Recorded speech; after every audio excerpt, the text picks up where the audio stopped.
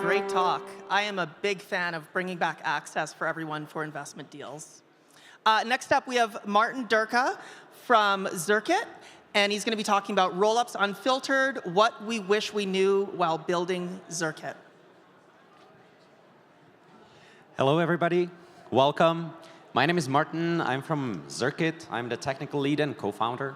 And when I was submitting the talk to ETHDenver, I sort of wanted to do a little class that would convey all the things that I wish somebody told me roughly 2 years ago when we were starting Zircuit and while we were building Zircuit, so that I didn't have to go through my own journey of learning this in practice. So this talk is about insights. It's inspired by our experience. It's inspired by all the mistakes that we have made while innovating. And it's inspired by all the good practices and best practices that we have ourselves developed for our procedures while making Zircuit. So the first topic that I want to talk about are Ethereum upgrades. We are building rollups, many rollups, as well as our rollup, on a stack that is called the OP stack. It's an open source software, it's an open source framework that allows everybody to spin up their own rollup. So let me go through small walkthrough of the design of OP stack. So what does happen when you're transacting on a rollup? On a rollup, you have essentially two sets of services, or one set of services. This green stuff, that's everything that your rollup consists of. So when somebody transacts, they send a transaction which enters the mempool of the execution client. In the OP stack, this is some version of geth. So this is right here.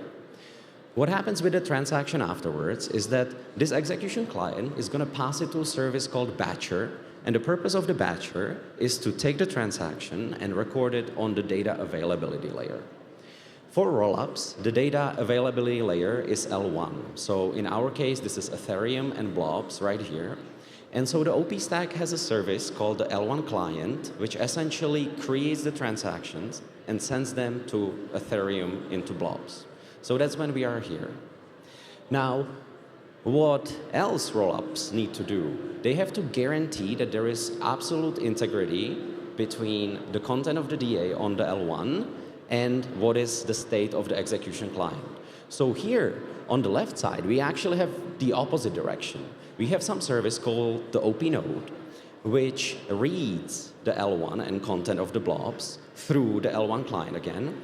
And if it notices that the state on the execution client doesn't match whatever is recorded on the L1, it forces a reorg on the L2 down here. So once we achieve state that is stable, consistent, and can be considered final, with some definition of finality, the prover, this is our case because we are a zero-knowledge rollup, reads that state and generates a proof so that the state can be rolled up onto L1. Once we have that proof, the state root, together with the proof, is given to another service called the proposer, which again uses L1 client and the underlying geth dependencies to create transaction and submit it onto L1. Well, here is one thing. The OP stack and geth itself are developed in Golang, and geth is used as a dependency in this code base. Well, Golang has this one rule, and it is called single version dependency. That means that you can import every dependency exactly once, and that dependency has to have a frozen version. So what you end up with is this weird situation where your execution client and the L1 client are tightly coupled because they share the dependencies. And this is a little bit of a problem because here on the state of L1, we actually have to adhere to the rules of Ethereum, right? Because we are talking to Ethereum. However, here on the execution client, this is the behavior of the rollup that we are building. And rollups are here to innovate, to bring new functionality. So these two things have to divert in their own logic, but they sort of cannot, or it's actually really difficult. So what it means in practice is that, and this might be a fact that the community might not be so well aware of, the rollups and L2s that you see today, if the entire world stopped developing and was never doing any extra work, and at some point Ethereum upgraded itself, they will stop running. because they will not be able to talk to it through the L1 client. That L1 client always needs to be adjusted to the block header format that the Ethereum is using. Otherwise, deserialization and serialization of transaction will start failing. The other thing that it means is that if you are actually organizing your code as a monorepository, which is how OPStack is organized and which is very beneficial for testing, you will run into troubles as soon as that logic between L1 and N2 starts differing. And as I said, it will differ because you will have upgrades and you do not necessarily want to respect all the EIPs that are implemented on Ethereum. One example for all, on Ethereum we now have Pectra upgrade that is coming up. Inside of Pectra upgrade, there is a repricing of submitting call data in transactions, makes them more expensive for the people transacting on Ethereum. This is the particular EIP that makes 0 sense to adopt on rollups. Rollups are supposed to be cheap and fast. There is no point in making transactions more expensive for the people. So that's when you will, at some point, start diverting. So that was topic number 1. Topic number 2, EIP 1559. So we are teleporting a little bit back into 2021. This is when EIP 1559 arrived together with the London fork of Ethereum. And what it did was that it essentially broke the cost of transactions into 2 components. When pricing a transaction in Ether, what happens is that we always execute the transactions, see what opcodes were executed during it, and we see how many gas units this should correspond to. And before EIP 1559, that was multiplied by 1 number, that was the gas price that the submitter of the transaction was willing to pay. After London fork, we are multiplying this by the sum of 2 coefficients. One is called the base fee, which is mandatory. It cannot be 0. This is what you have to pay. And the other one is called the priority fee, and it has the purpose of a tip, which is supposed to convince the block builder that your transaction is the most convenient and profitable one to include into a block. So this is how it works. Now, so base fee is mandatory, tips are optional. So if you really want to see how much you are going to generate in on-chain profits, you actually want to focus on what kind of a base fee the transacting users will be paying on your network. So the base fee, this is not something that you would set as a network. There is actually an algorithm and it is determined dynamically. So if I'm now forming block N, the way how I calculate base fee is that I will take a look at the previous block. I will take a look at what base fee that previous block had and how full it was. And if it was less than 50% full, with respect to the gas limit of this block, the base fee decreases. If it was more full, the base fee increases. So it's dynamically determined. Well, what's going to happen on your rollup? Imagine that you have just spun up a rollup network. Your primary purpose is to scale Ethereum. So you will have a lot of blocks. You will be producing them very quickly, right? Some chains go sub 1 second. Sub 1 second, we are producing blocks every 2 seconds. So every 2 seconds there will be a block. And that block will not be small. You will give it exactly the block space that Ethereum had or bigger because you want to scale it up, right? That's why we are here. Well, then the reality is that depending on your cadence and the capacity of your blocks, they will actually be pretty empty. It will be pretty hard to, get 50% full block every 2 seconds, right? So the reality for a rollup is that what we started calling the ultrasound money for Ethereum for you actually means that your on-chain profits will be formed by tips because you will have long periods of many blocks that will just drive the base fee to 0. It's very obvious when you think about it, but until you really notice it, once you build something, it might not be so obvious. All right, so earlier this week or last week, we had the Bybit incident, which actually was the inspiration for me to include this section. When we run networks in centralized or even decentralized setting, there are some roles that have privileges and that can modify, the access control on the smart contracts, the state of the L2 chain, and so on. So this exists, it exists on all the networks, and everybody who is operating some kind of multi-sig with strong privileges has to, be aware how to sign transactions properly and not screw up in the process. So this is what we are doing. It always worked. It didn't come to bite us in the ass yet, so you might consider doing something similar, but obviously no pressure. The process that I'm going to be describing for you is how we are doing it, and we are working with one prerequisite, which might sound strong, but is actually not so strong. So the prerequisite is that every single holder of a multi-sig private key on our end, the signer, is technical. And it's technical enough to the extent that they understand what the signing process is about, what account is, what smart contract is, how transactions get encoded, how to execute a trace, how to actually take a look at the trace and check what was happening, and really fully understand the effect of what they are signing. And I said that this might be sort of hard pill to swallow because sometimes you have executives who are actually not technical, are not best suited to actually have this understanding. But this is in reality not a problem because every single non-technical executive who is on a multi-sig can actually be signing with an assistance of somebody else who doesn't hold a private key directly but understands the entire process and can walk them through that, right? So, in our case, we actually decided that we do not want to use any kind of website or web UI for signing multi-sig transactions. The reason is as follows. It doesn't matter what kind of front end you are using for creating this transaction and signing it. Every single front end can be compromised.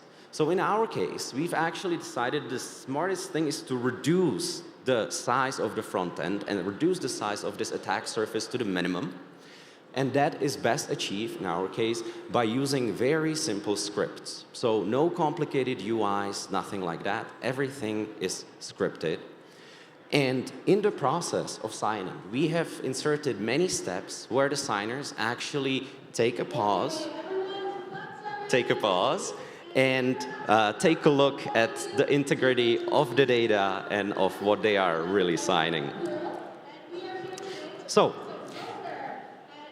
before we start signing, there is always somebody, some developer, who prepares the code.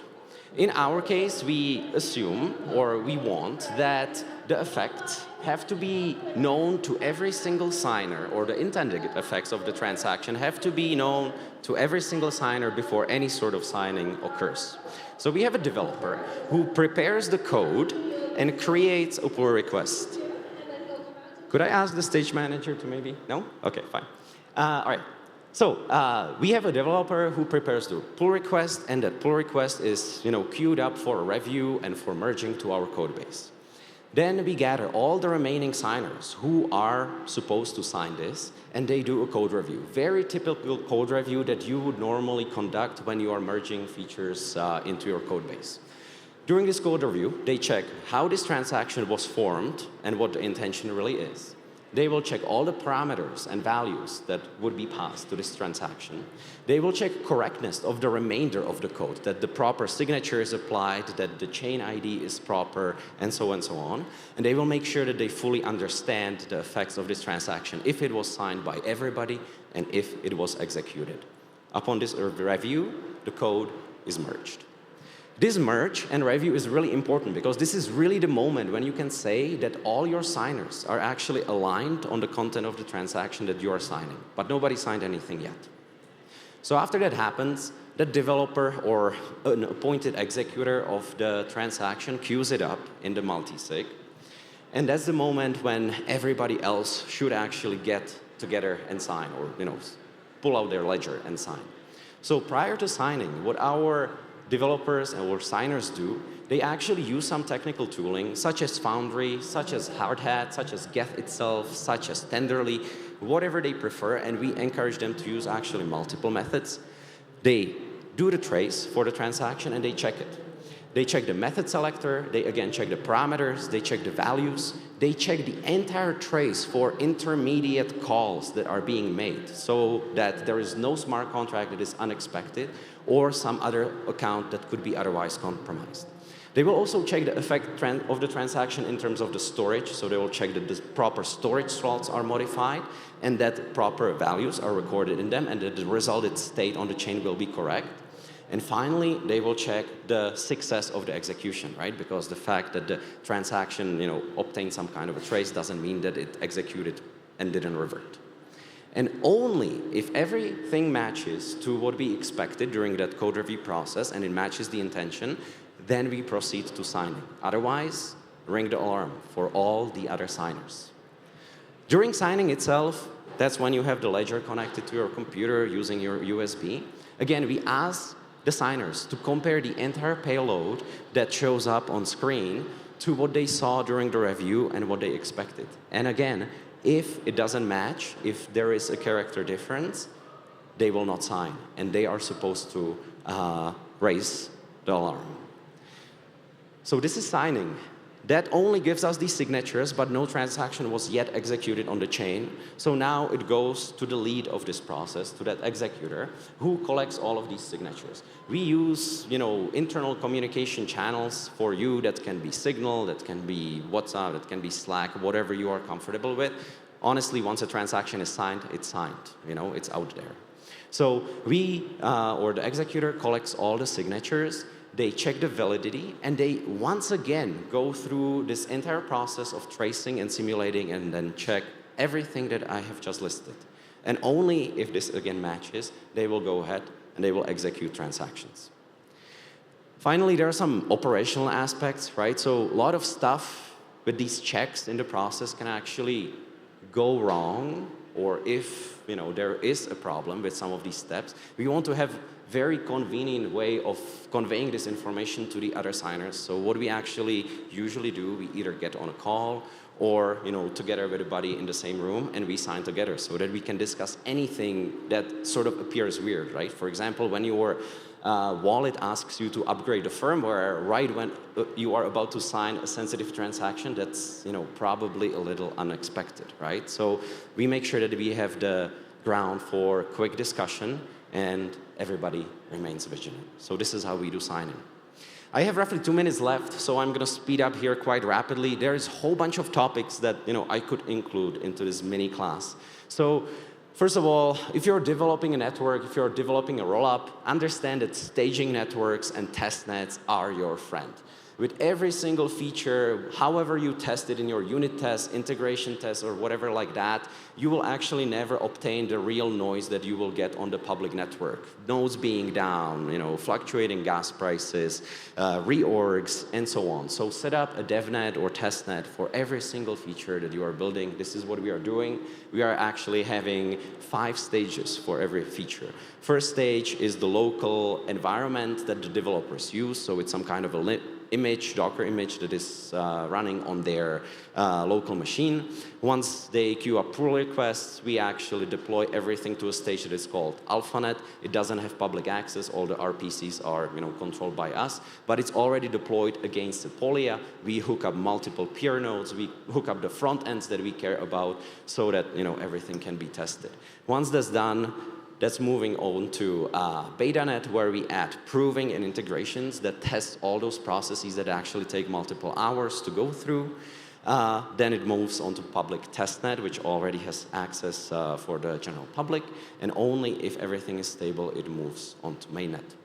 Since I now said that we are setting up 5 stages for every single feature we are building, the next obvious advice, make sure that you have enough Sepolia ETH. Looking back into the summer, we have days when we went through 500 ETH for every single stage because it was just costing so much to raw blobs. And you don't really want to spend insane engineering cycles to save gas for testnet Ether. You can just get more. You will have to focus on CI/CDs. You will have a big system. It will take a lot of time to build. And you will need to get your team new laptops. Get ready for that. If you're operating on development equipment from 3 years ago, you will be insanely, insanely blocked. And I could speak for ages and ages and ages. There's many more topics. So if you enjoyed my talk, if you enjoy content like this, catch another talk of ours at a different event. But at this point, I would like to thank you for your attention. Thank you for coming to ETHDenver. If you want to talk to us, we have a booth on the main floor. Thank you, that's it.